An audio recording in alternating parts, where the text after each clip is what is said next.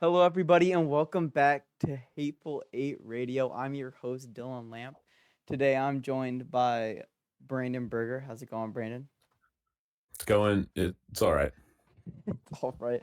Yeah, I'd expect that much after this last week's performance. And then today, Mick will no longer is not joining us for this episode, but we have um our lovely guest host, John, at least for the first little bit when we do our reviews. How's it going, John? It's pretty good. I'm sorry that Mick is no longer with us, Yeah. as you said, but May he it's good to forever be rest in back, peace. even briefly, even Yeah. briefly.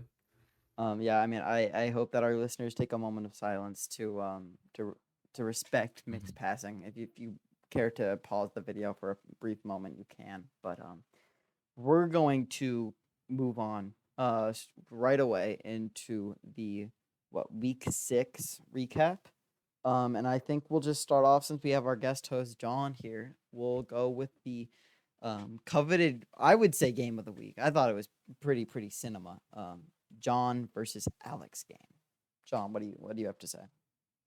Yeah, I'm gonna completely agree. This was a game where, for me, I always knew the outcome. It was in the numbers. For many of the fans watching, it was just unexpected. Down 55 points come the Monday night game, against Buffalo and the Falcons. Um, you know, in order for Alex to win, he needed a 55-point run from James Cook and Drake London, and he almost pulled it off. Drake Sure London did. dropped 31 points, but the issue was James Cook literally just couldn't hold the ball to save his life. Well, he did And hold there's the not much ball. that you He can couldn't do get a there. touchdown. Yeah, he couldn't run into the end zone while holding Yes. the ball at the same time. Um, He needs to and trim his so fucking beard, dude. Look at this. Look at his headshot. That's You know, fucked up, man. does he have a scrap? Yeah, that is kind of a raggedy ass beard, that but he is a needs little, that yeah, shit that's a lined little up a too. little. My all my teammates performed well. I told them that they didn't need to go as hard this week, just because we were going against Alex. I told them to kind of rest for a big game against Carson the week after. Bro. Um, and Wilson got injured, but like that shit just happens. There's not much you can do there. John, do Um, do we know if Wilson's good for this upcoming week? What's the story on that? Wilson is not going to be back probably until week 10. Ooh, Um, Ooh. he big hit to the numbers game, huh? yeah, he had a knee issue. And the MRI came back and said that there's, I don't know, I didn't actually look at the results with Oh my my own eyes, god, so I bro. have no idea. But Fucking all I PA know, major, by the way. yeah, that's my bad. That's my bad. Orthopedics is my next unit they're teaching. But Wilson is, yeah, he's out till week 10, week 9 maybe. It's still like a little doubtful how long it'll be, but that was the projections I saw. But the truth is, like, the numbers don't really matter. Like, I feel like every week there's always been one of my main guys has always been ass. Like, whether it be Gene T in like the first 4 weeks putting up like a combined total of like 1.5 points, or Hmm. Jamar Chase never getting the ball thrown to him. But we still clinch out the wins, and so that's the big thing to take away from this I do have a game. question. Do you expect GT to continue to perform, or like do you think he's figured it out, or the Raiders have figured it out, or is he gonna have another dip in Yeah. performance? So the Raiders' record right now, they're not 0 for 6, right? Or are they 1-5? Oh, What is that's a it? great question. I'll look it up. I think they're one and Um, five. Maybe I feel like they beat one and someone. five. Yeah, the Raiders are 1-5. Yeah, I think your New York Jets are the only winless team. Oh wow. Oh wow. With Wilson injured too, this is gonna be a long season. But GT I actually do think is going to keep being productive. I'm not really sure about touchdowns, but I think his yardage will continue to be consistent. Because I think the Raiders have kind of realized, and what the public has known since he's been a part of the team, is that like the issue isn't GT, it's their offensive line. And so I You think they've didn't know just kind that of, until a week ago. yeah, okay. And I'm knowledgeable now, Brandon. You're 1-5, bitch. Oh Anyway, my god. but anyway, I think they've realized that just handing him the ball, there's like a pretty good chance he'll at least gain like a couple yards. So I think they're just gonna keep feeding him until the time comes. Also, for our listeners, the Raiders are 2-4. They beat the Pats and the Titans, which I'm surprised. I didn't realize they beat the Pats. It's kind of nuts, but I don't know. I guess the Pats were figuring shit out at the beginning of the season. So, Yeah. all right. Well, All do you have right. anything to say about your the week ahead, your next matchup against Yes. Carson? That's really what I wanted to say. Fuck Carson, we're gonna win, obviously. But I really wanted to say that, after this game against Chubb Club, uh, it was already up for debate who the best team in the league was after I dethroned Audie, and ended his 4-week win streak. But now, the numbers game has the strongest record in the league at 5-1. And I believe it's second for Oh yeah, I yeah, think it's points forwarded. yeah. Points So forwarded. who Yeah. who has the most points for? I can't remember. It doesn't really matter because their record is so shit, and they're Oh, also I think it's I actually me. know. I think it's me. I it's think it's also me who is second in standings right now and has a great record of 4-2. But but that person is in fact,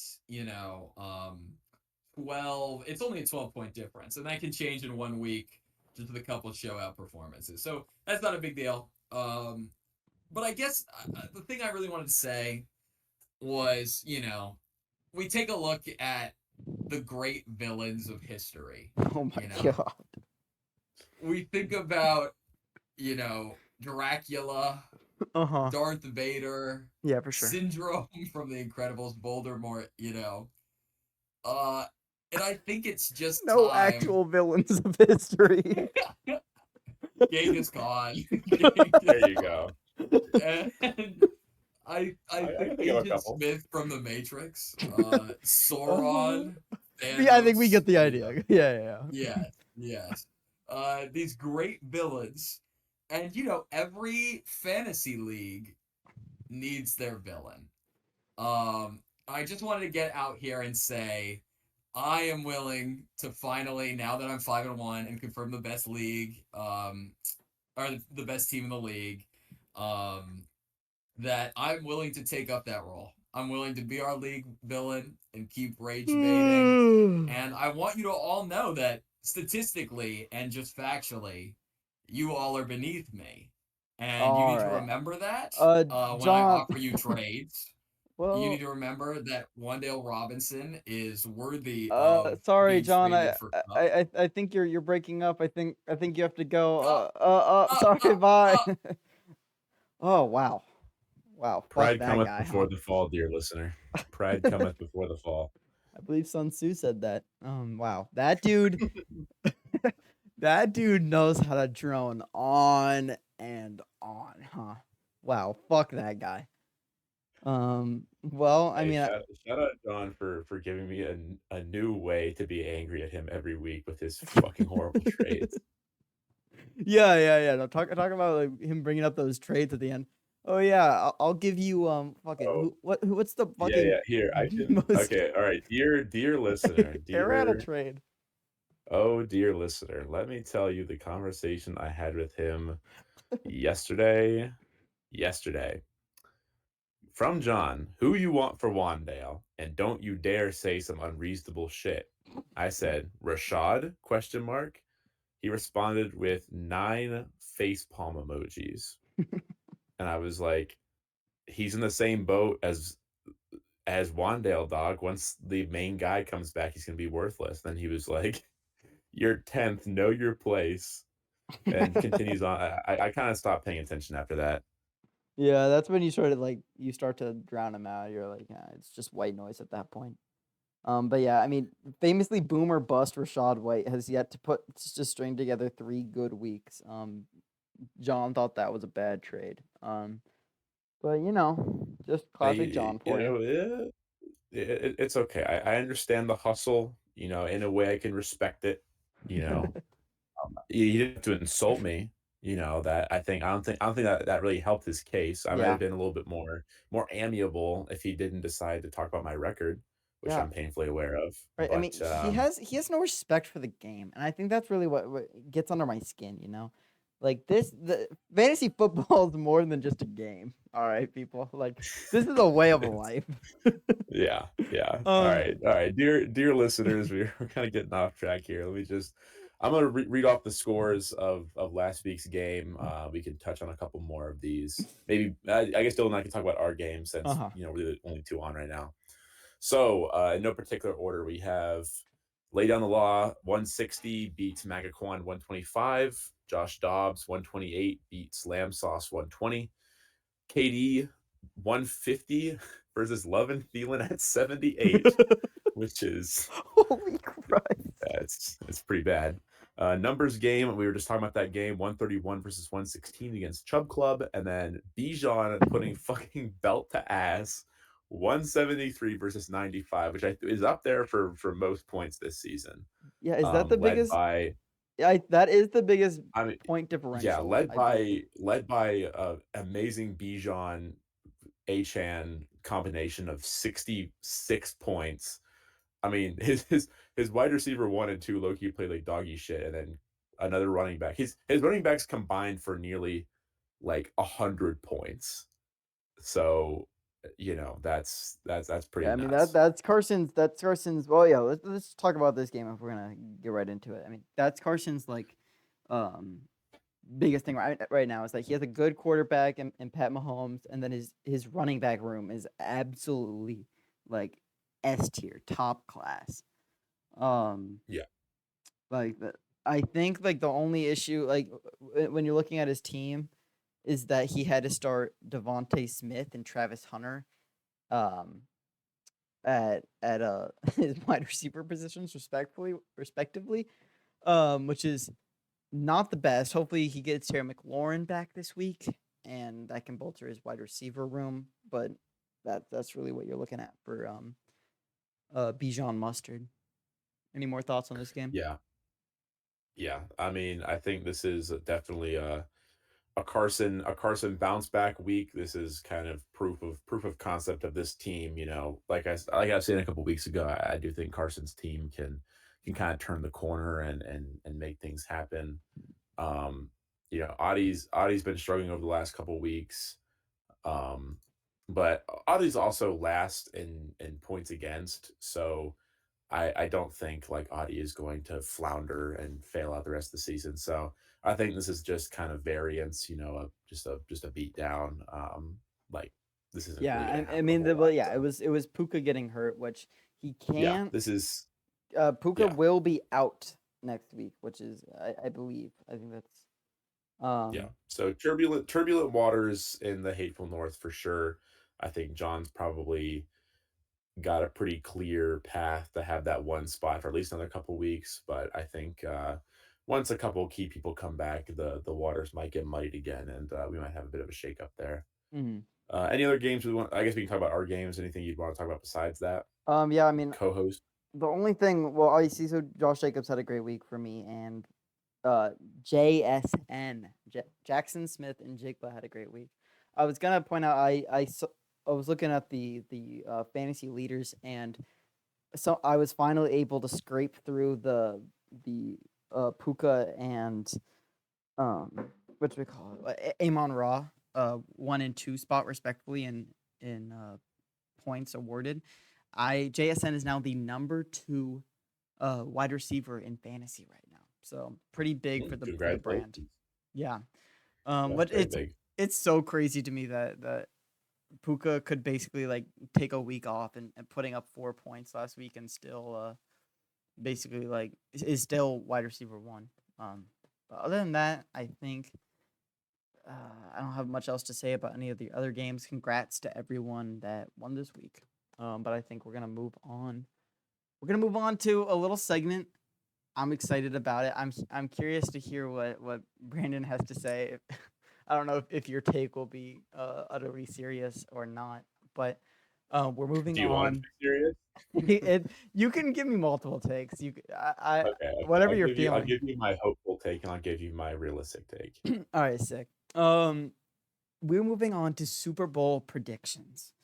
I thought this would be a pretty fun segment because, as we talked about a little bit last week, there there's not an undefeated team right now. And I feel like the entire league in general, I don't know, Brandon, if you want to agree with me on here, but it seems like really shaken up, and there isn't a clear like top one or two or three teams or whatnot. There isn't a clear hierarchy throughout the NFL like there usually has been in past couple seasons. Yeah, I S- mean, if you, oh yeah, go ahead. oh, and go on. Yeah, I was gonna ramble.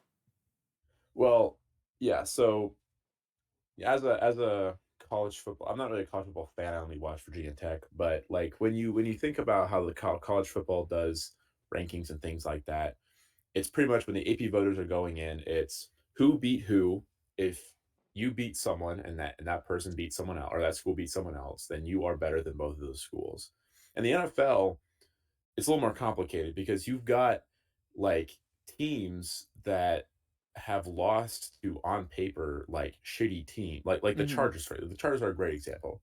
Yeah. The Chargers are 4-2, and let me pull up their record here. Chargers are 4-2. At the beginning of the season, they beat the Chiefs, the Raiders, and the Broncos. They looked pretty good, and they lost back to back Giants, Commanders. And they got a bounce back win against like a pretty shitty Dolphins team. Mm-hmm. So I mean, like, what do you even make of that? Like the Chiefs are such a question mark in their own division. It kind of seems like, oh, they've got some guys back.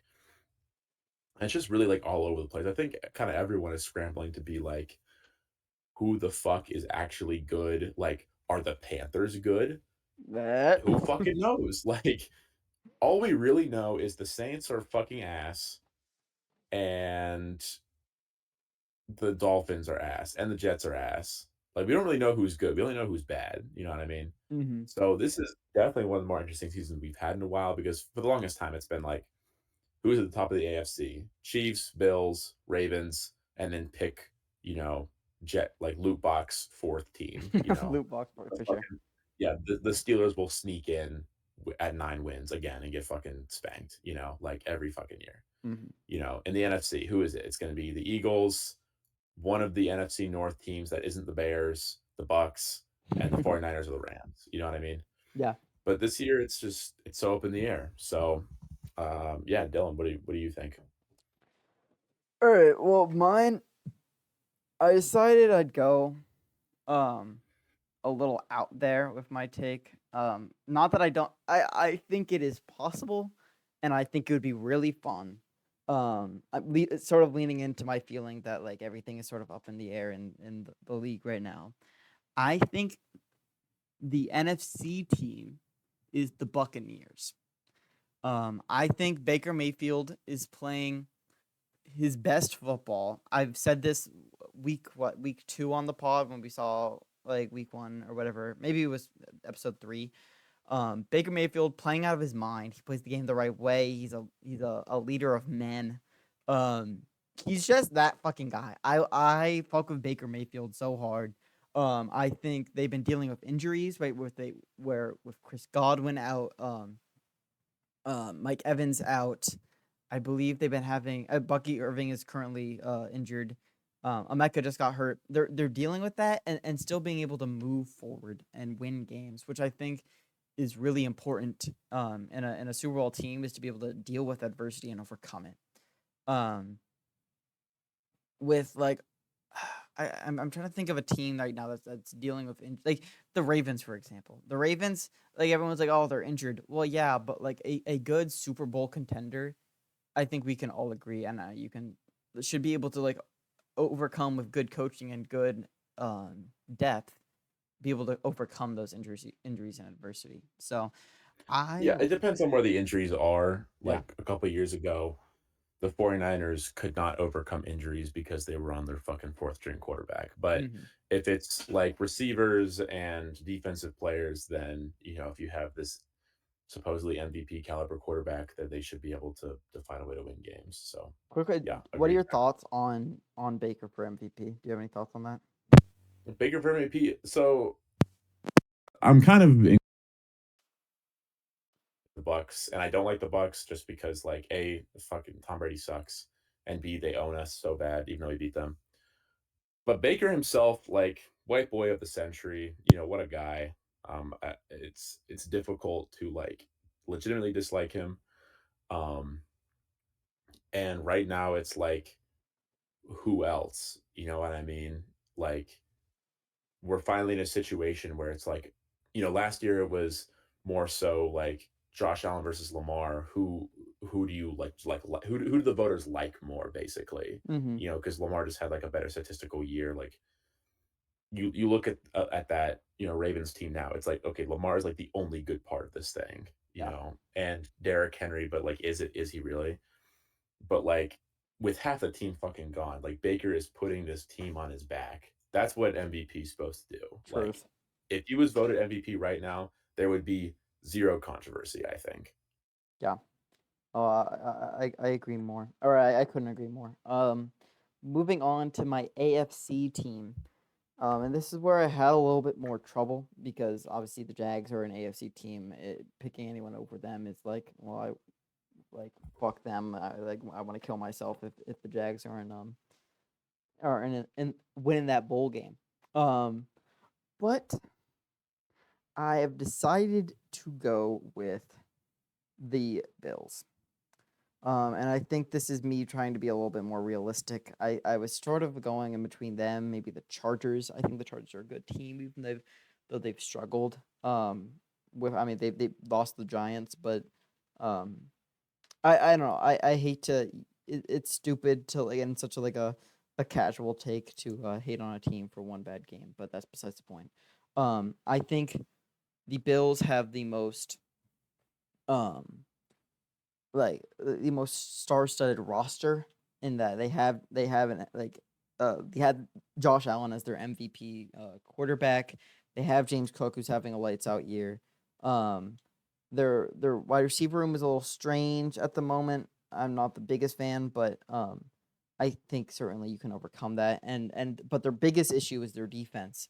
Um, and my whole thing this year has been like no one's playing great ball.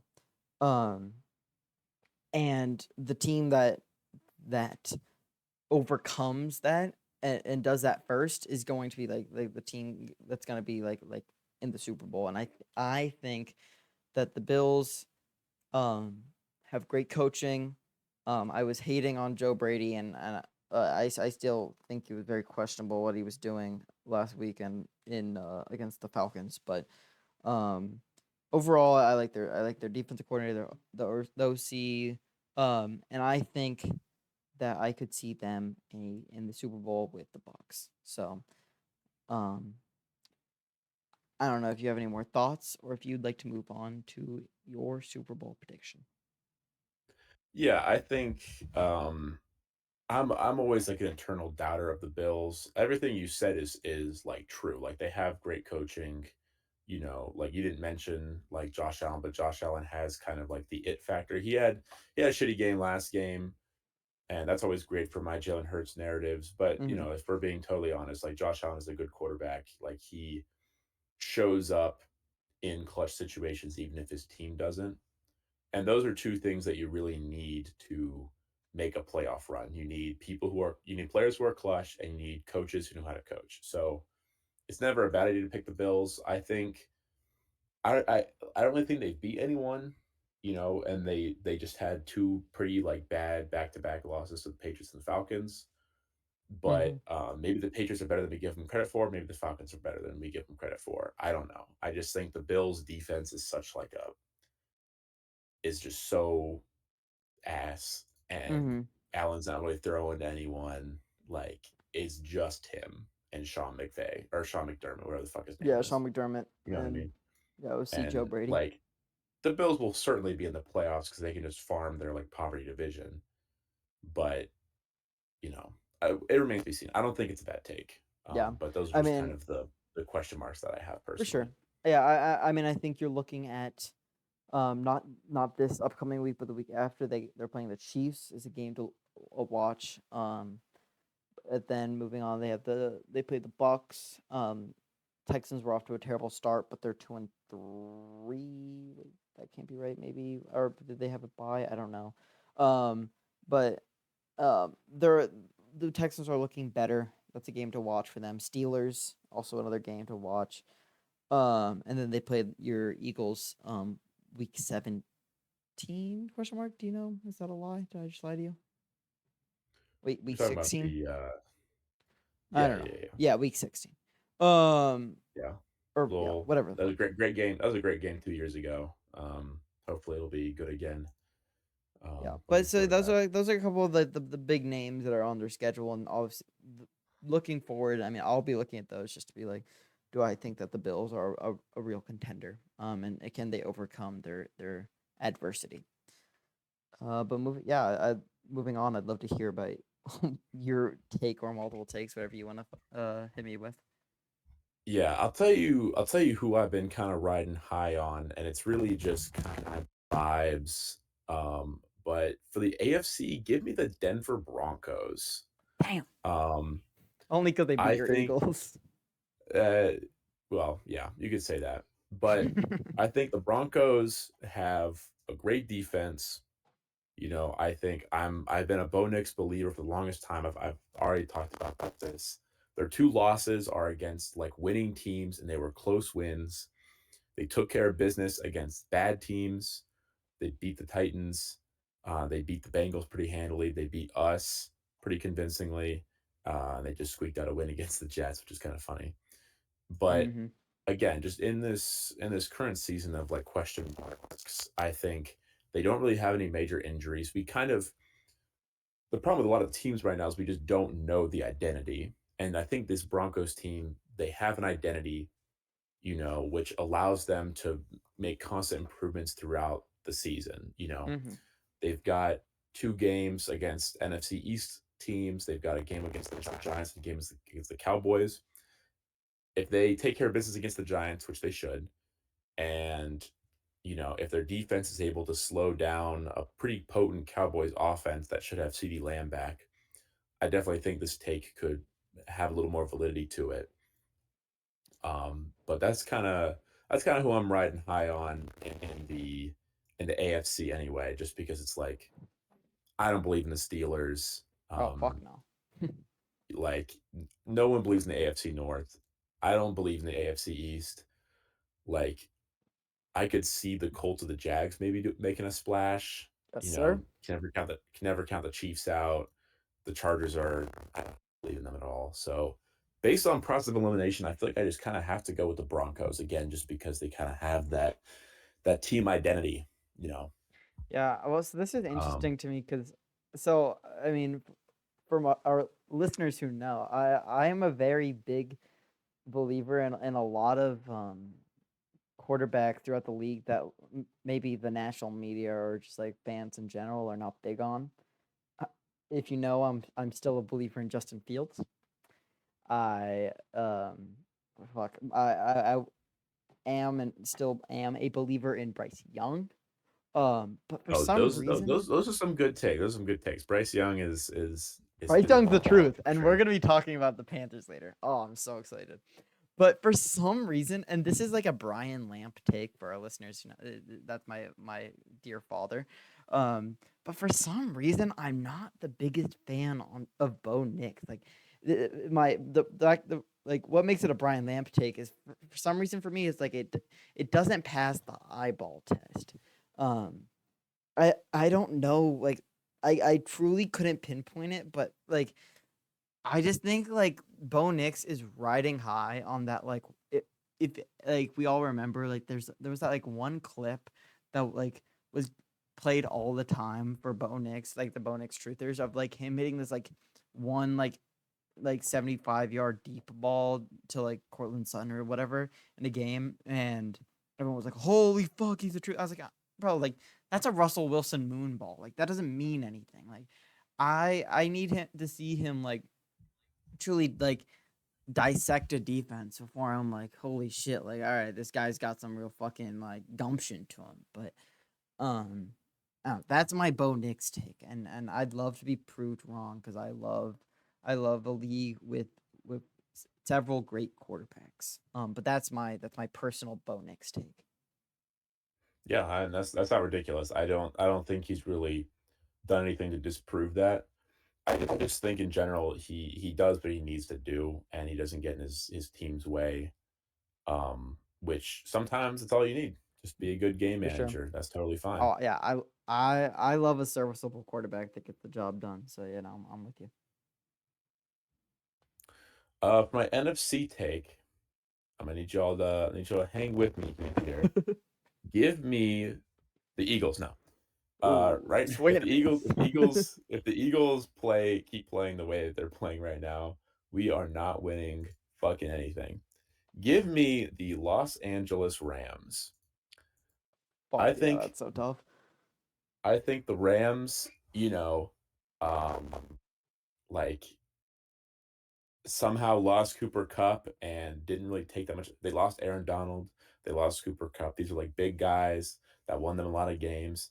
And they still have kind of like everything they need. They've got a good defense. They stay in games. Even if they lose games, they stay in them. Like the loss against the Hawks was pretty fluky. How often do you see wins like that? Um, Close loss against the Niners, you can't really say anything one way or another. And like I said, it um, comes down to do you have a clutch quarterback and do you have a competent coach? Mm-hmm. And that's what the Rams have.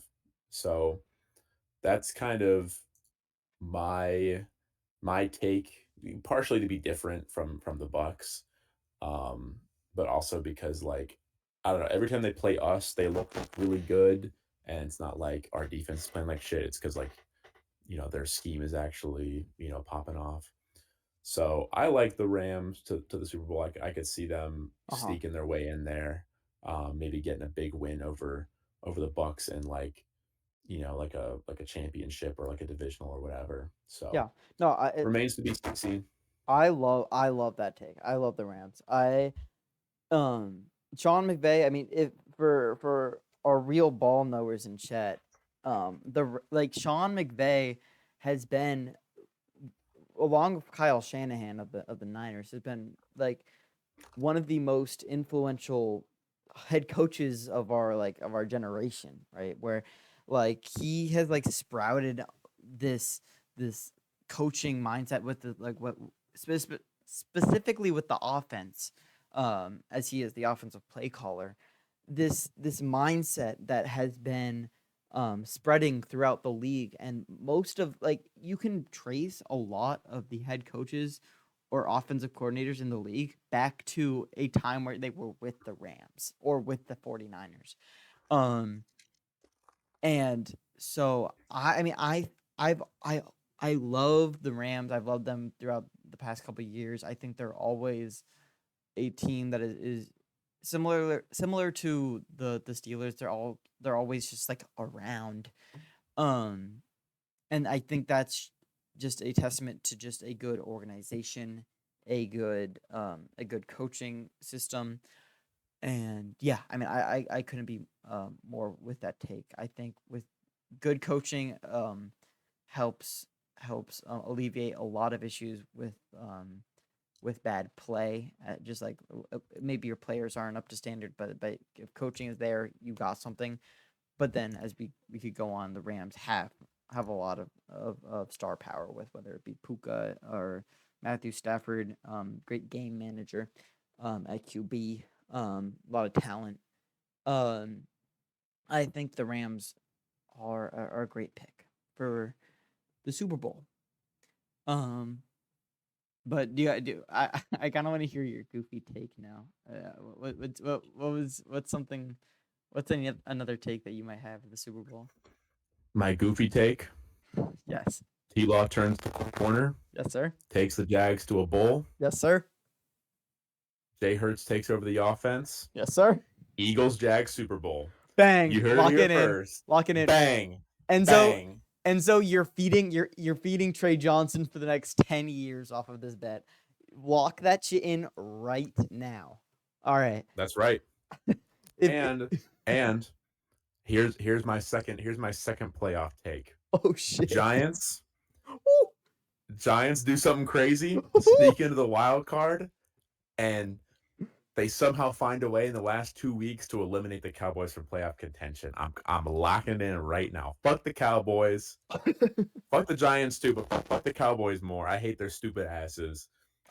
And Dak Prescott sucks. That's all I have to say. Truth. All right. Well, if you want to pay off the mortgage, lock both of those bets in right now. Moving on here, I wanted to talk about a couple of NFL little storylines.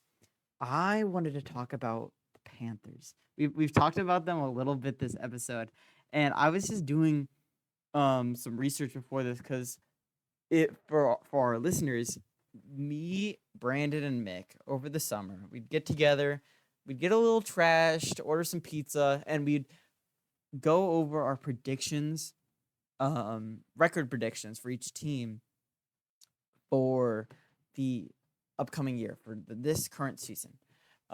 Unfortunately, we did not get to every team because we'd get trashed and get bored of doing it. But we did do the Panthers very early on, and at this point, we've only messed up.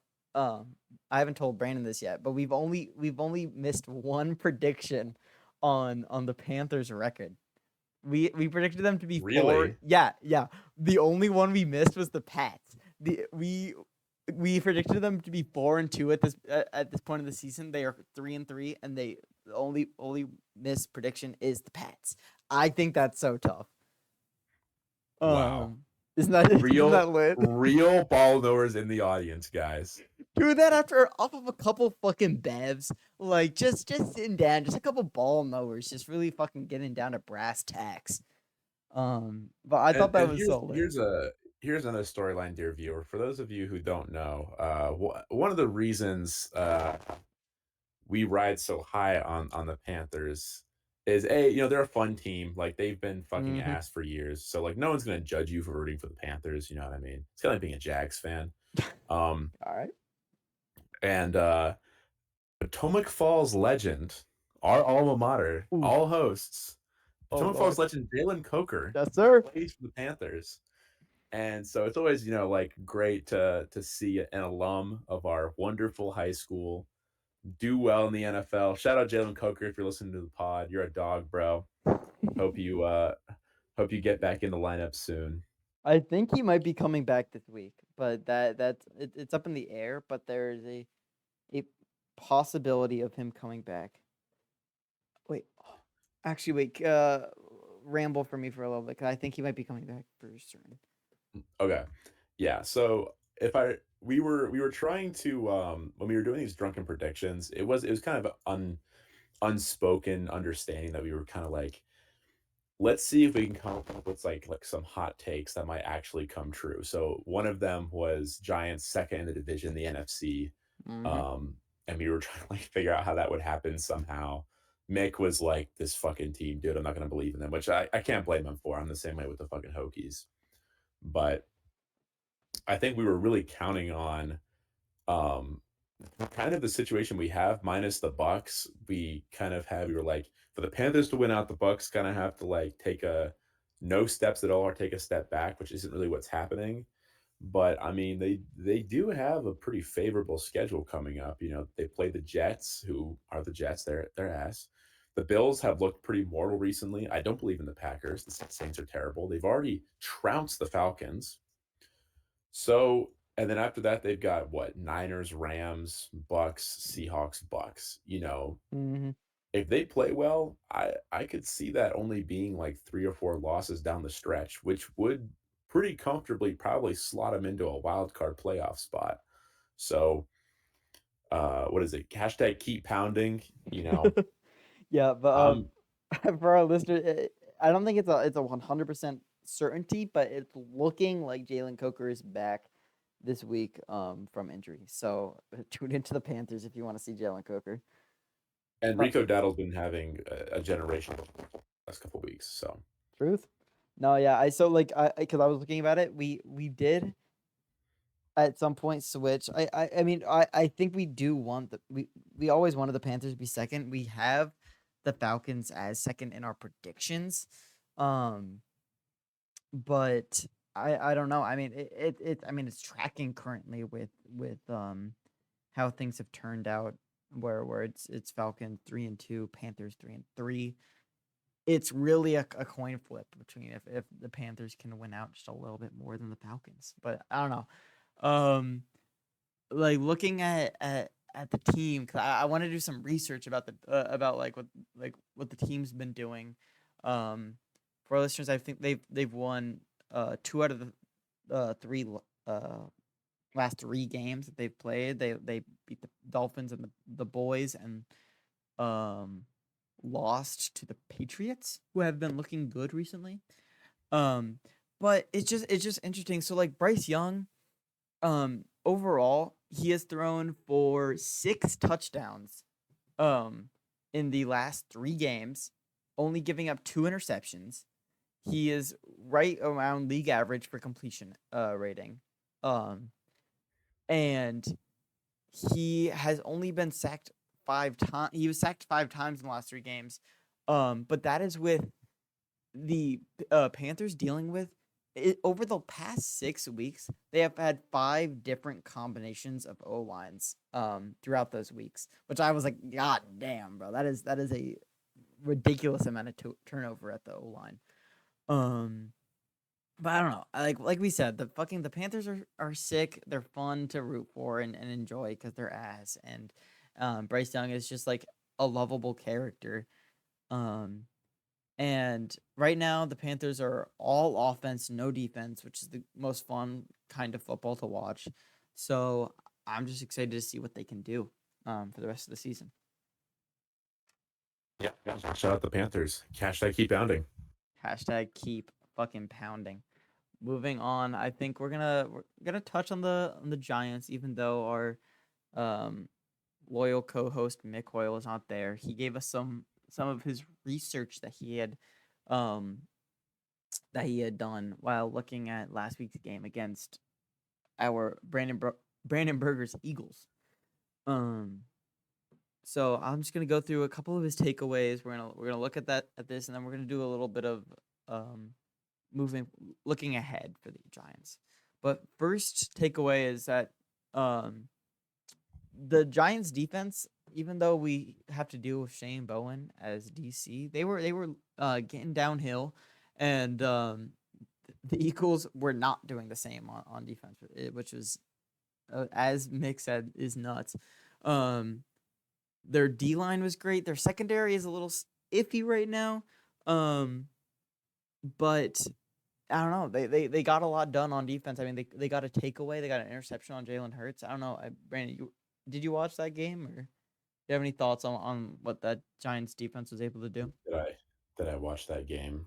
I mean, it's difficult to say how much of it is the Giants defense and how much of it is just the continued struggles of this extremely bland Eagles offense. You know, like this is a team and this is a quarterback who, like, his bread and butter is the RPO, setting up the QB draws, setting up the perfectly placed deep ball, and there's no rhythm. You know what I mean? There's no rhythm in this offense. Mm-hmm.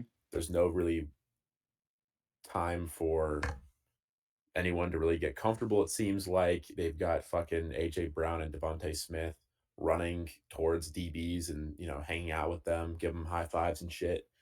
So, no disrespect to the Giants. They played a serviceable game against us, but it's definitely not just them playing well. It's definitely also a bit of us playing poorly. But I know Mick does have some research notes. So I'm gonna let you keep talking there, and I'll chime in as necessary. Yeah, I mean, he did want to give a quick shout out to Andrew Thomas. For our listeners, I believe Andrew Thomas is their left tackle, but he's either right or left tackle. I'll look that up. But Andrew Thomas is is a guy coming off of a Liz Frank injury that he received in week 6 of last year, and had to sit out for the remainder of the season. So I was unfamiliar with the game until I saw him get slotted into this offense, and I heard the announcers talk about him at the beginning of the season when I was watching the Giants I believe against the commies. Um, but I mean, yeah, Mick is right. Andrew Thomas has been playing lights out at left tackle, and um, I think we can all agree here. We're all pretty based ball knowers, and I think we can all agree that um, you win in the trenches and you're gonna win the game, or at least that's a big factor in winning that game. So I don't know if you have any thoughts on how that Giants O line played. If the Eagles were unable to get pressure, and also just like have the Eagles been able to get pressure? How's their D line been playing in general? Yeah, we have lost a couple like good edge rushers over the years. We just lost Sweat last season or after last season. We lost Hassan Reddick a couple years before that. And we were missing kind of our currently or like our big guy, Jalen Carter, wasn't in for this game. Oh, really? I didn't know Um, that. yeah, and again, I'm not one of those Eagles fans who's like, oh, we lost because we didn't have so and so, blah blah blah. Like we this is the fucking Giants we're talking about, okay? Like there is no excuse to lose to the Giants, all Yeah. right? So No, but I like mean it's just kind of Jalen like in Carter the like is a past. game wrecker, so that's fair. Yes, Jalen Carter is a game wrecker, yes, and we also didn't have Quinyon Mitchell, and so like for those in the audience who are Nick Sirianni doubters, who at times I have been a Nick Sirianni doubter, like his super team is missing a lot of big pieces right now. So it's up to him to kind of step up and prove that like he can win without like these amazing players. Mm-hmm. And it's just we've kind of been left very thin. Um, and especially the D line, we were just like, we don't have the money to pay for whatever the fuck the Cardinals were willing to hand out for Josh Sweat, who's like at best a tier two edge rusher. You know what I mean? We couldn't pay for Hassan Reddick, so you know, because we're saving up to pay Jalen Carter, and so when the guy you're saving up to pay for isn't there, it's kind of like, well, whatever. But again, yeah, like the Giants O line, who was this big question mark in the offseason, stepped up, played well against reigning Super Bowl champions. So again, hats off. I'm not trying to hate or anything. We got outplayed on all sides of the ball. So I'm not Wow. I'm not here to say any which way about that. What a class act, Brandon. Ugh. All right. Well, moving on is to Mick's fourth takeaway is Dart and Scat are what the Giants have been missing. I mean I think many fans of the league could say the same. I think Brandon could agree with me that probably Dart and Scat are maybe the second best two man of all time behind us. I don't thoughts. I don't think that's Yeah, ridiculous to say. it's a Grand Canyon sized valley between us and them, but I think they do have that second spot locked up pretty well. And just purely from like a vibes perspective, like I think this young talent is really like what the Giants franchise needed because it's Mm-hmm. like there's something to be said for like scheme and talent, but there's also like how many teams have we seen rise from the ashes of what one was by simply like a change in like the locker room vibes. Like these guys are, if nothing else, like pure vibes guys. Yeah, It's like no. so fun to watch them, and like, even as an Eagles fan, I fucking hate like all my divisional opponents, but it's Of like, course. oh, like Scatterboo was so much fun to watch in college. Dart is just kind of like a frat guy, so it's like kind of funny when he like does frat guy stuff.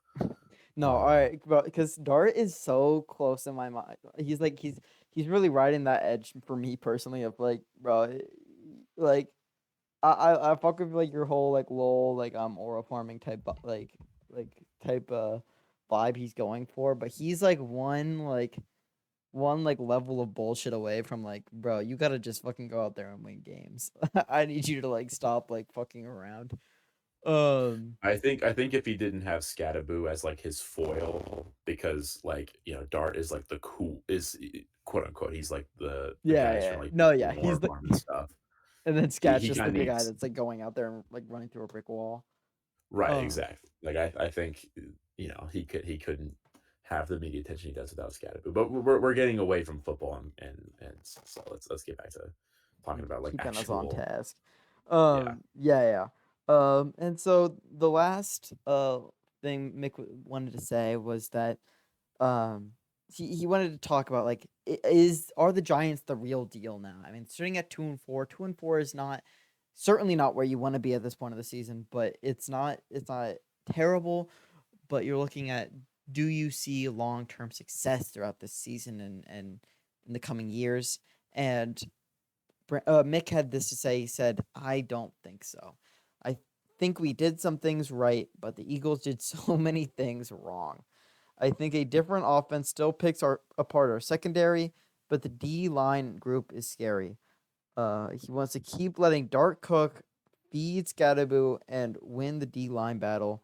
And if they keep doing those things, we'll win games." And I'd have to agree. I think you're not looking at this team. You're like, oh, bro, maybe we're wild card bound. Maybe we have a shot. You're looking at this and you're, as a Giants fan, you're like, okay, I'm excited because at least Dart doesn't look like he's a complete bust, and we have a chance at a franchise quarterback. And Scatterboo is fun because he doesn't like let up on a run, and he like has that a bit of that juice.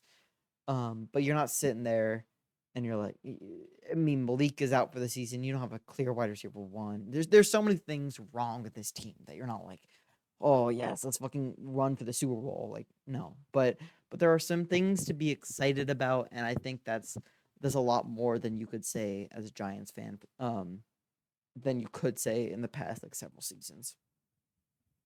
Yeah. Uh, and again, let's not forget this Giants team, in conjunction with the Eagles, have at the beginning of the season they had one of the toughest strengths of schedule in the entire NFL. So it's kind of like you can brush aside the first three losses, commies, Cowboys, Chiefs, because it's like, oh well, now we've got this new guy in, we've got this fun rookie. But Mm-hmm. these guys are, and I would also say that the Chargers win, the Eagles win, are kind of like fluke wins, but they're about to be tested down the stretch. So if the Giants are gonna make anything happen this season, even approach like a 500 record, without even talking about wild card spots, like, well, we're gonna see real quick, because it's quick turnaround. Broncos playing the Eagles again, Niners, Bears, the NFC North gauntlet, a pretty good Pats team. Commies probably going to be full, rocking on all cylinders, and the Mm-hmm. Vikings, and then so like they will be tested down the stretch. And you know, pray for your Giant fan friends. I'm not sure how much more they can be disappointed or hurt, but yeah, it'll be interesting to see for sure. It's always fuck the Cowboys. But yeah, that's all I have to say about that. All right. Well, I think that's a good place to end off the Giants check-in. I think we can move on to a preview of Week 7. Bring it back to the Hateful Eight. Um, so just going down the list. I mean, I think me and you will just pass off game by game. We'll introduce them. But first game is myself and Will. Will coming off the worst recorded game in Hateful Eight history at 78 points. Um, I did just look at this. I didn't realize that Lad McConkey put up 23 points and Will still found a way to put up a sub 80 game. That is brutal. Um, but I mean, I don't know. I don't know what to say much more than I think Will's gonna get spanked. Love you, Will, but I don't think this is your game. And if I lose this game, then I think I'll kill myself. Um, Brandon, if you'd like to take the next game away. Uh, yeah, sure. I think you and I are probably a little out of sync here, but next up is me versus Mick. I honestly think for believers, I know Dylan is kind of a believer in the potential of Magaquan Barkley. Yes, This sir. is the week. This is the week to prove it, Mm-hmm. because Mick is starting three Cowboys players. Now, granted, this is a high flying Cowboys team, but I mean, you've got CeeDee Lamb potentially coming back, along with George Pickens, along with Javante Williams. you have to imagine like these guys are projected to score 60 combined fantasy points. You'd hope that that wouldn't be the case since they're all on the same team. Um, but again, like you never know with my team. So this is, I would say, on upset watch, but it of course remains to be seen. Definitely one to watch out for. I think this will probably be game of the week Mm-hmm. contender. And I'm looking forward to the shit talk if I win Oh, and the boo-hoos and the tears when I lose. dude. Um, I mean, eh, Mick Hoyle, like literally grade A fucking complainer. If he loses to you, like I wouldn't be surprised if we found him on the ceiling. It would be like, it would be truly remarkable. I'm really hopeful you win this game, and I am a true believer in the cause. there Um, will be tears. There will be tears in coping regardless. Who it's from remains to be seen, but it will be a clash of personalities for sure. Yeah, well, I mean, I think something you said there about I, something you said there made me think about this, where this is a big week when it comes to must win games for a lot of teams. I mean, it's not completely must win. No team needs to win out for the rest of the season at this point, but a lot of teams like yourself, like if you don't win this week, you're sitting there and you're like, you're doing the math and you're like, well, it's not looking too great. And Right. um So yeah, we were counting before the episode today, including this week. We are 8 weeks out from the playoffs. So I'm 1-5. I have the worst record in the league. If I want to sneak in to the playoffs with a 500 record, which I believe is probably going to be the benchmark to get in, yeah, probably. I need to go 6-2.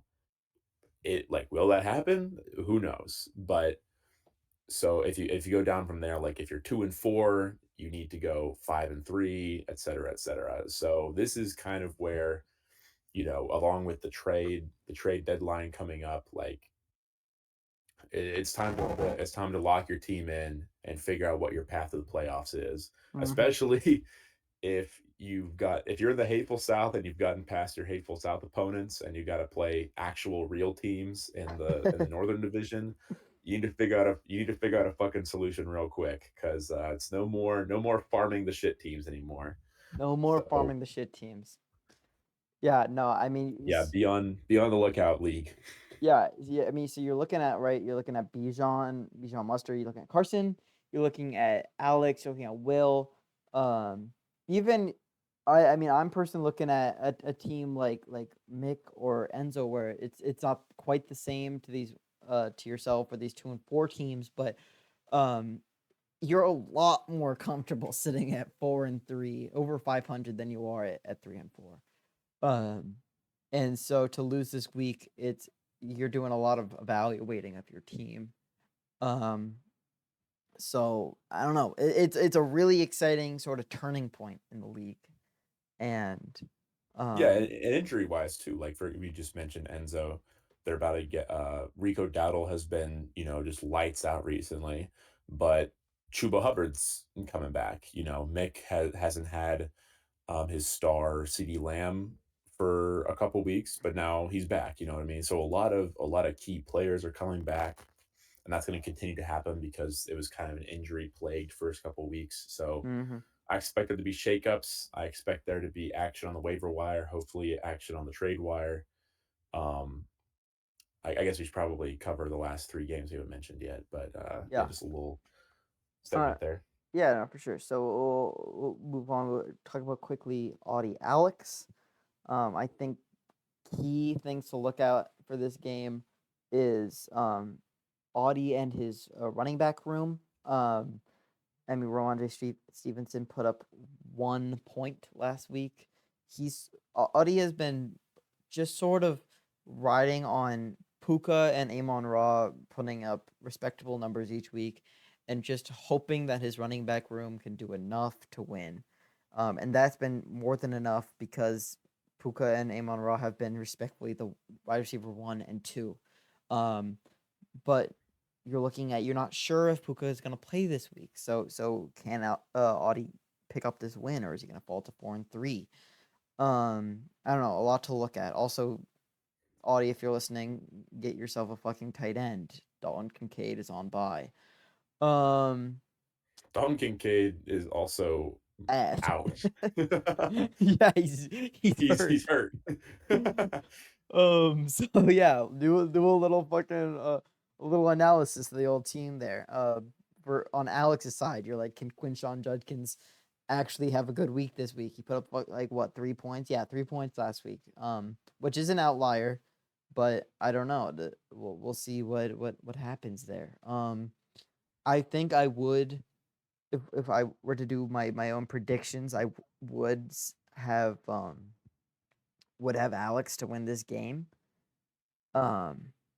But we'll see. I mean, Which would have been inconceivable 3 weeks ago. 3 weeks ago, we were like, Audie could not be beat. Audie is an immovable object, but it would appear that Alex is the unstoppable force. So yeah, that's my prediction. Do you want to throw out a prediction there? On who Not a would win? prediction, but Audie, you need to trade for a fucking running back, dude. Yeah. Like, honest to God, man. Like, if you, I know we were joking and being like, Audie doesn't have to touch his team for the rest of the season, but what goes up has to come down, dude. I don't even know if you're gonna be listening to this shit, but if you do, like, you gotta chase something, dog. Like, Alvin Kamara's not the answer, buddy. I like that in your headcanon, Jalen Coker is listening to this podcast, but current league member Audie isn't. Audie is not. Which No, for everyone listening, be fully assured that Coker is currently listening. And I text him good night every night and tell him I love you. But that's Barbara's point. Mick is friends with Jalen Coker, at least to a certain extent. So it's not out of the realm of possibility. 6 degrees of separation. Yeah.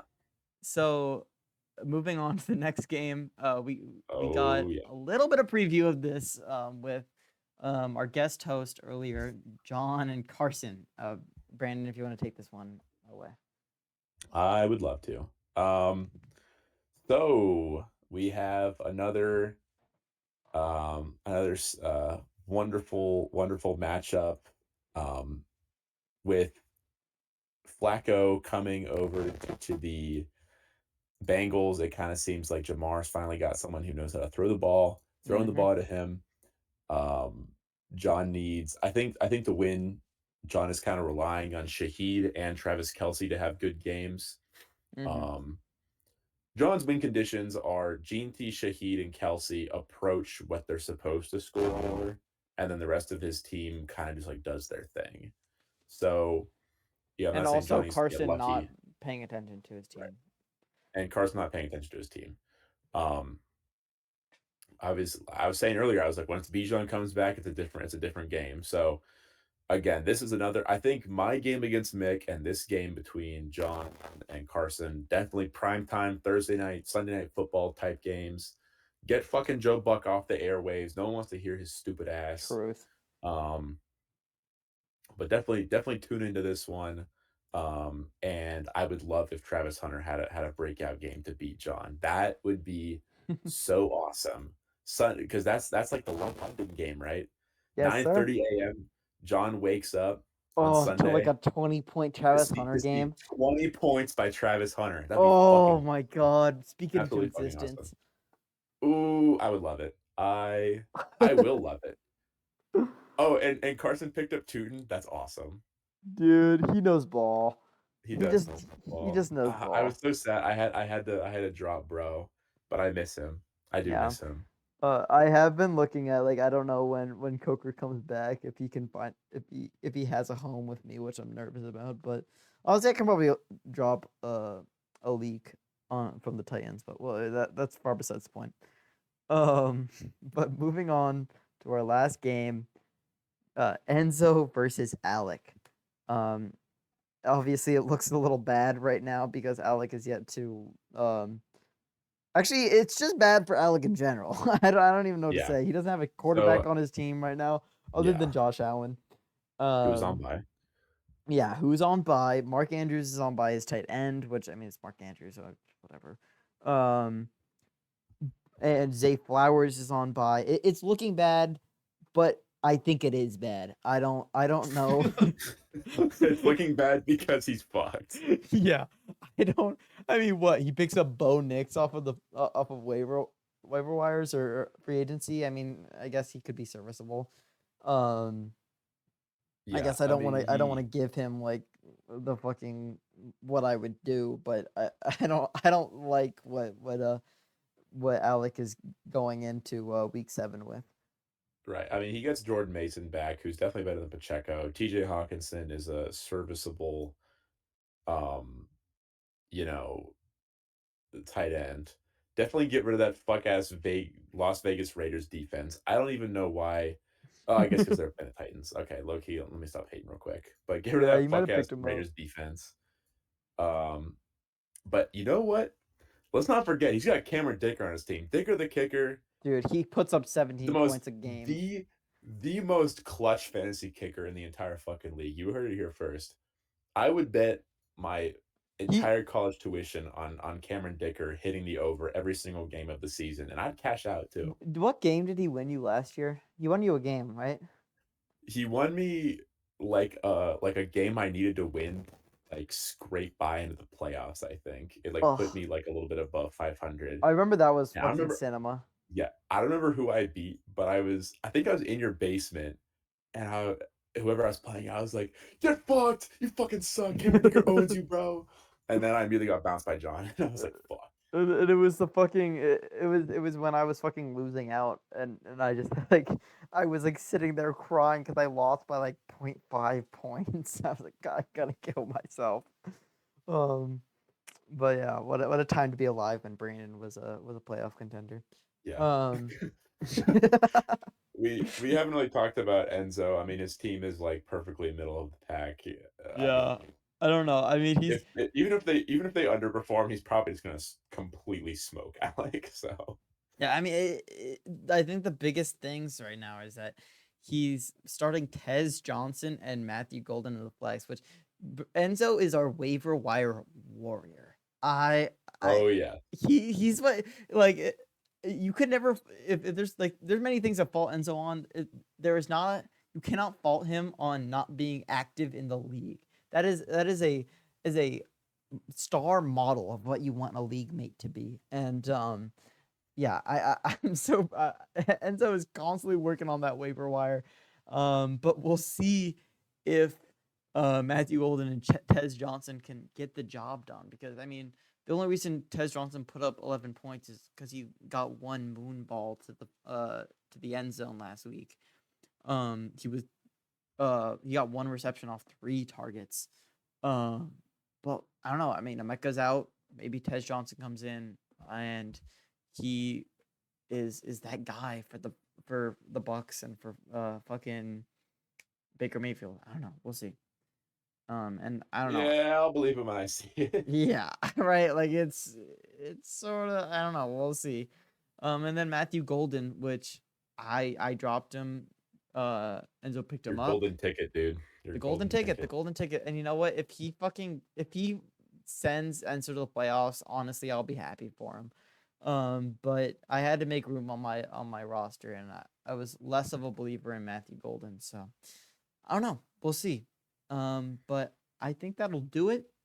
I thank everyone for listening in. I was going to say this earlier, but for our listeners who made it this far, if you have any Super Bowl predictions of your own, you can drop them in the Spotify comments. I'll also get this episode up on YouTube, hopefully.